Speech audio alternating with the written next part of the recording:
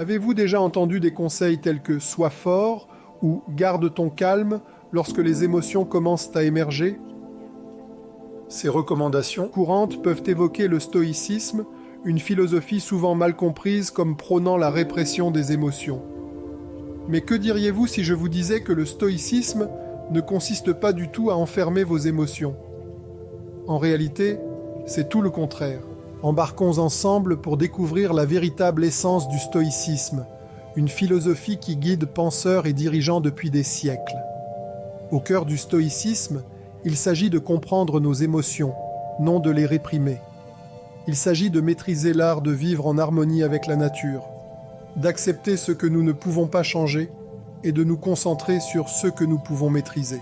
Le stoïcisme fut fondé à Athènes par Zénon de Citium au début du IIIe siècle avant Jésus-Christ et fut ensuite développé par des philosophes tels que Sénèque, Épictète et Marc Aurèle. Ces penseurs ont largement écrit sur la nature des émotions et leur sagesse continue de résonner aujourd'hui.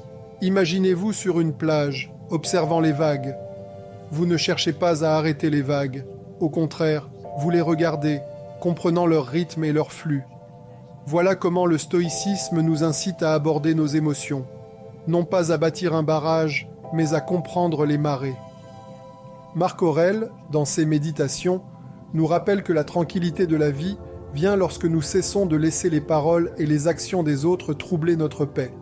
Il nous conseille d'être comme un rocher sur lequel les vagues se brisent sans le déplacer et la furie de la mer s'apaise autour de lui. Les stoïciens croyaient que les émotions sont des expériences humaines naturelles et qu'elles naissent de nos jugements sur le monde.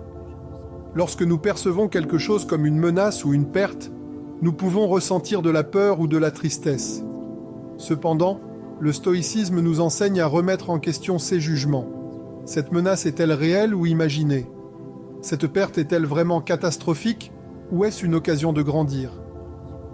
Épictète, ancien esclave devenu philosophe, soulignait que ce ne sont pas les événements eux-mêmes qui nous troublent, mais notre interprétation de ces événements.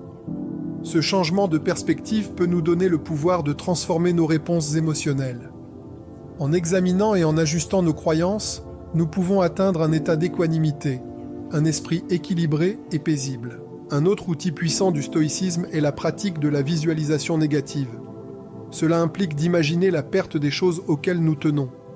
Cela peut sembler contre-intuitif, mais en contemplant ces pertes, nous nous préparons à affronter la réalité avec résilience et gratitude. Au lieu d'être choqués par l'adversité, nous reconnaissons sa possible venue et l'acceptons avec grâce. Le stoïcisme nous encourage également à nous concentrer sur ce qui est en notre pouvoir. Bien que nous ne puissions pas contrôler les événements externes, nous pouvons maîtriser nos réactions. Cet état d'esprit favorise un profond sentiment de liberté et de paix.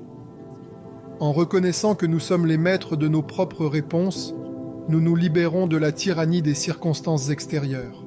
Alors, la prochaine fois que vous vous trouvez en proie à l'émotion, souvenez-vous que le stoïcisme ne vous demande pas de réprimer ou d'ignorer ce que vous ressentez. Au contraire, il vous invite à engager un dialogue avec vos émotions, à les comprendre et à les utiliser comme guide pour votre croissance personnelle. Je vous invite maintenant à explorer cette philosophie ancienne plus en profondeur. Essayez d'incorporer des pratiques stoïciennes dans votre vie quotidienne. Réfléchissez à vos jugements, pratiquez la gratitude et concentrez-vous sur ce que vous pouvez contrôler. Laissez un commentaire pour partager vos réflexions sur le stoïcisme ou des anecdotes personnelles sur la façon dont vous avez navigué à travers vos propres marées émotionnelles.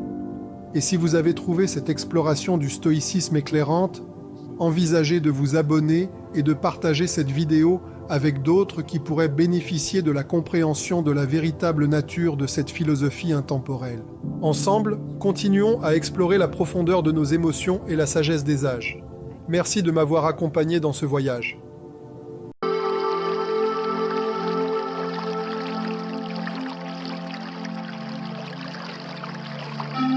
Clarté mentale.